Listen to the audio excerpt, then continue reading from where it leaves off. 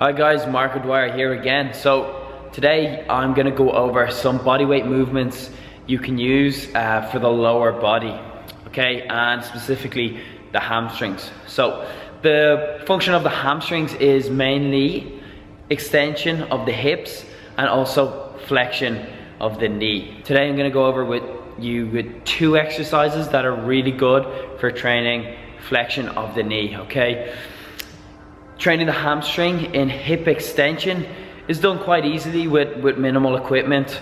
So if you're in like a CrossFit box or warehouse style gym, you can train the hamstrings effectively in that sense. But when it comes to training knee flexion, unless you're in a commercial gym and you have a leg curl machine, it's going to be quite difficult. But I'm going to hit you with two variations today that are really good prep movements for working flexion of the hamstring, and then I'm going to show you a harder one, the Nordic leg curl, which is quite more advanced, and this is ultimately what we want to build towards for knee flexion strength. So first up, the supine leg curl. I'm going to use valve slides today. You can use a towel depending on the floor. Anything really that isn't going to cause too much friction on the floor, because if there's too much friction, there'll just be too much resistance against the pull of your legs. It's going to be too difficult to do properly, okay? So I'm lying down, okay? I'm going to place my feet on the valve slides. I'm going to lie back. I'm going to tuck my butt under. I'm going to squeeze my boots up into hip extension, okay? So from here, I'm going to extend my legs out and pull in.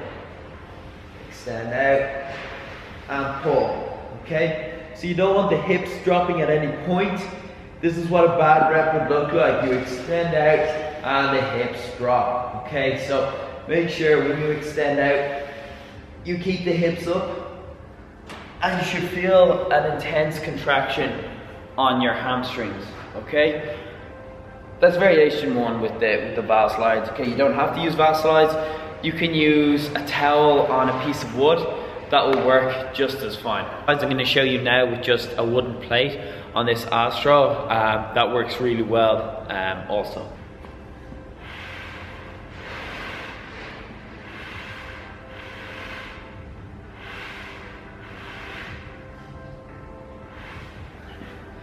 So yeah, make sure you keep the hips up. You pull in with the hamstrings and you don't let those hips drop as you're pulling in. It's super important, okay? If you're finding this difficult, kind of use your initiative to find surface that doesn't provide as much resistance, and then it's going to be a lot easier. Okay, so next up, it's going to be a supine curl. However, this time we are using the gymnastic rings, okay? Another good substitute for gymnastic rings would be TRX, which are probably a little bit more common in the more mainstream gyms. So we're going to use these gymnastic rings down here. Okay, this is a really nice variation to it. I almost prefer starting with this one. If you find the other supine curl difficult and there's too much resistance on the object you're pulling in, these are going to be free from the ground, so there's not going to be much resistance at all, and it's really good at teaching you how to really contract your hamstrings. So I'll give you a demo here, and then again you can use gymnastic rings or TRX or strap if you have it, okay? Okay, same principle, but I'm going to place my feet on the rings here like so. I'm going to lie back, squeeze the butt up, then I'm going to extend out and pull in, hold for a second, out controlled, and pull in. Again, a bad rep would look like so, dropping the hip, okay?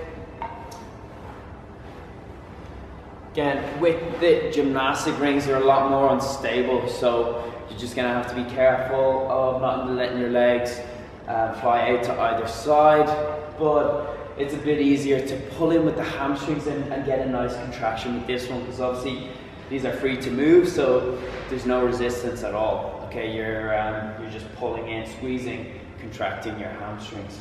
Again, exact same principle with the TRX. Give it a go, it's a really nice one.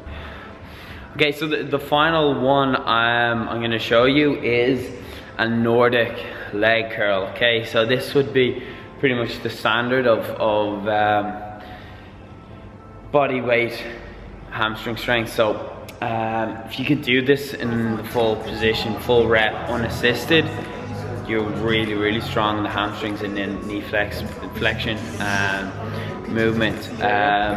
Again, you can use bands to assist you in it, and also you can work on just the eccentric portion of this lift, and then eventually build to being able to do the full exercise for reps. Yeah, so throw these in. You're probably doing a lot of hip extension exercises, RDLs, good mornings, and so on. So make sure that you are training knee flexion too. Use these exercises, they're really good. Great for the prevention of injury. Nordic leg curls have a lot of research behind them. So for any athletes, that's going to be super important. And these two exercises are great prep movements to build towards the Nordic leg curl if you're not strong enough to do it yet. So incorporate it in your training and start to reap the benefits. Again, if you're watching it on YouTube, please like, comment, subscribe. If you're on Facebook, tag a friend below that could find it useful, or just like and share, or don't. So thanks a lot, guys. Thanks for your time. Have a nice day.